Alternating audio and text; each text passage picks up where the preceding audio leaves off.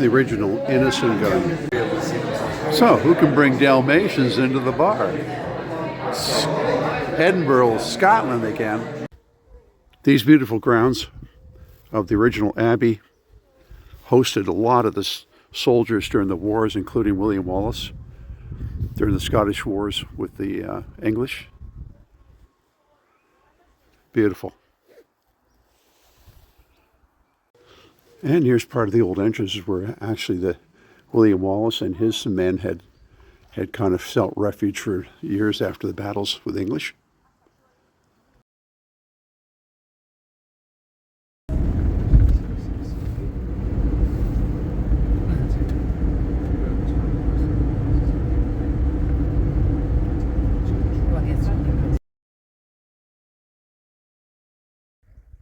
I'm at the Cardew Johnnie Walker Distillery in the Highlands of Scotland on the pilgrimage through the whiskey country. A little early morning, 10 o'clock for a tasting, but we're in Scotland. Famous statue of Mary Cummins and Johnnie Walker. You know, she was famous in this area for the illegal distilleries, but eventually we had the combination of Johnnie Walker and Mary Cummins. And what a great setting out here. You know what occurred to me researching, because of all the illegal distilleries in these areas before the establishment, was having come fresh from West Virginia and Virginia on tours a few months ago, explore the connection between the immigrants going from Scotland to the Appalachians. Just wonder what the connections are.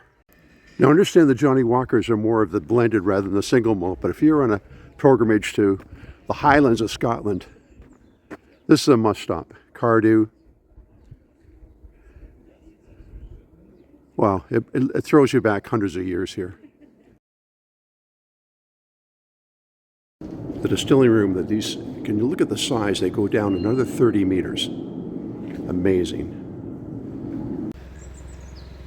There's over 50 distilleries within the Spey region, and we've only done a few, but we're at the Speyburn, relatively new one, very small compared to the other ones we've been to recently, but let's give it a shot. It's interesting. They refurbish over 300 barrels a day, but they've got 70,000 in storage. Amazing, shipping all over the world.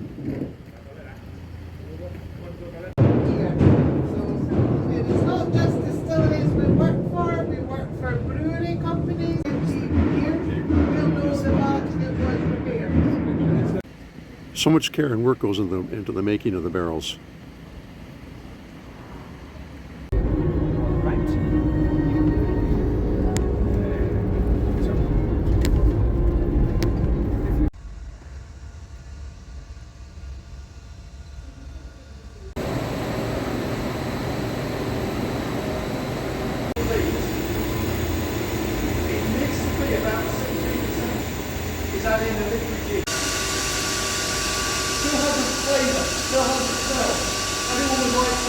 This is how they do it in Scotland.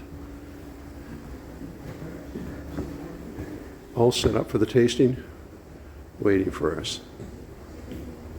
For a bourbon, they only use their casks once, which is fantastic because that means then we can have them. And this is the start of the journey for our whiskies. Speyburn, like many of the 50 distilleries in this distillery route and tour, are facing water shortages. But one thing about the Speyburn, they've been very generous with their videos and photos, where most of the distilleries, have preventative or areas we're here to go into. So we got some great footage for you. So appreciate you watching this. It runs all year round. They'll take just walkers up again to get near the summit and enjoy the walks and the views from up there as well.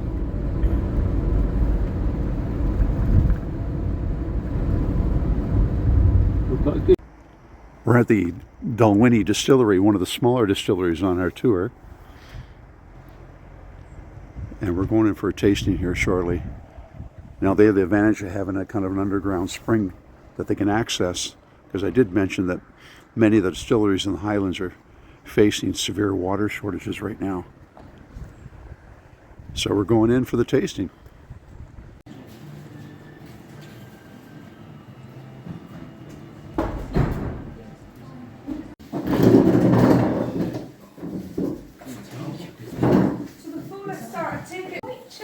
Plenty layers on to keep cozy, that's for sure.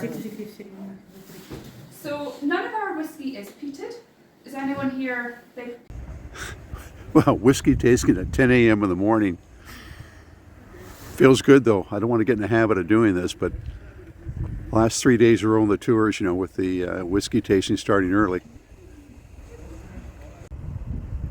It's been a great pilgrimage through the Speyside distilleries. And one area about the I want to mention about where Dalwhinnie's located.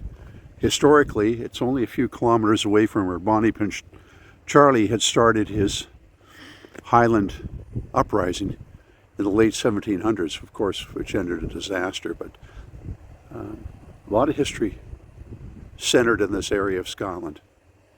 So let's see where the adventures take us today. We're at the Blair Athol Distillery, Bilcultry. This is Blair Athol Distillery, a gorgeous place.